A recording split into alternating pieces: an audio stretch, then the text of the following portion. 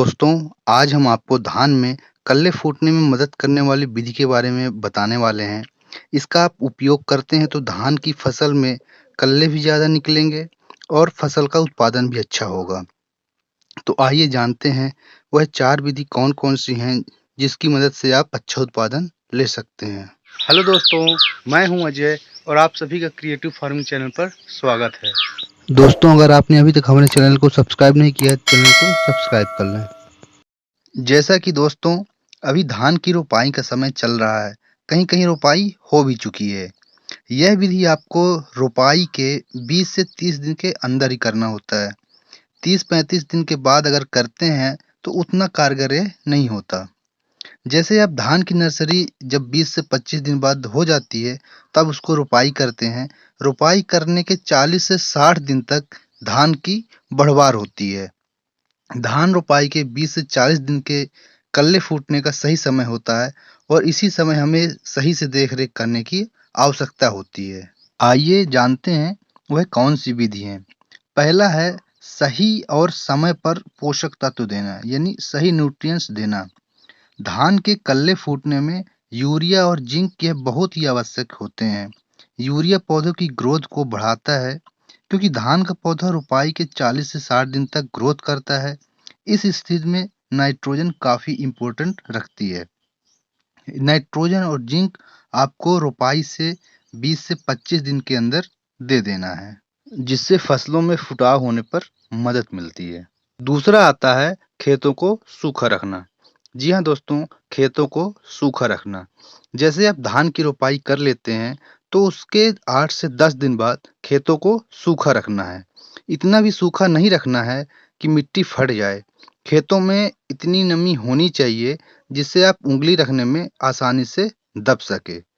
सूखा रखने के कई फायदे हैं, जैसे खेत सूखा होने से डायरेक्ट सूर्य का प्रकाश जमीन पर पड़ता है, जिसके माध्यम से जड़ को अच्छी गर्मी मिलती है और इसमें कल्ले फूटने में सहायक होता है। दूसरा फायदा है, जैसे कुछ किसान भाई खाद वगैरह देकर खेत में फुल पानी भर देते हैं, जिससे जब धूप निकलती है तो पानी गर्म हो जाता है।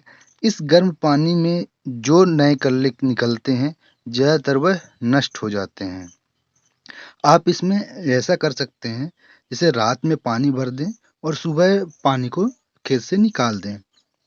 ऐसा करने से फुटाव अच्छा होता है। अब तीसरी विधि है पाटा लगाना। इस विधि में आपको खेत में पानी भरकर पाटा लगाना रहता है। इसमें आप बाँस की बल्ली भी ले सकते हैं। 10 से 12 किलोग्राम की वजन तक की आप इसको ले सकते हैं। पाटा लगाने से होता क्या है, जब पौधा जड़ पकड़े हुए रहता है, ऊपर उठने की अवस्था में रहता है, तो पाटा लगाने से एक हल्का झटका पड़ता है, जिससे उसमें फुटाव होने लगता है। दोस्तों, इस विधि का उपयोग आप खरपतवार को हटाने में भी कर सकते हैं। जैसे जिन खेतों में ज़्यादा खरपतवार हैं, वह नष्ट नहीं हो रहे हैं, तो किसी खरपतवार नाशक को डालकर जो धान के खेत में पड़ता है, जब खरपतवार पीला पड़े या मुरझाने की अवस्था में रहता है, तो हल्का पानी भरकर उसमें पाटा लगा दें। ऐसा करने से खरपतवार मिट्टी में चिपक जाएगा और सड़कर नष्ट हो जाता है। चौथी विधि है 2,4-D का प्रयोग। आप सोच रहे होंगे कि यह तो क्या बता रहा है, यह तो एक खरपतवार नाशक है। तो देखिए, 2,4-D 3 प्रकार के आते हैं, तो आपका इथाइल ईस्टर को प्रयोग करना है। 2,4-D भी एक हार्मोन होता है जो कि पौधों की ग्रोथ को रोकता है। अगर ज़्यादा मात्रा में देते हैं तो पौधों को मार देता है। खासकर चौड़ी पत्ती वाले खरपतवार को मारने के लिए हम इसका उपयोग करते हैं। तो आपको 2,4-D इथाइल ईस्टर 5 ml प्रति टंकी, जो हमारी 15 से 20 लीटर की टंकी होती है, उसमें डालकर आपको स्प्रे करना है। इससे भी पौधों को हल्का झटका लगता है और कल्ले निकलते हैं, जिसमें पौधों की ग्रोथ में कोई फ़र्क नहीं आता।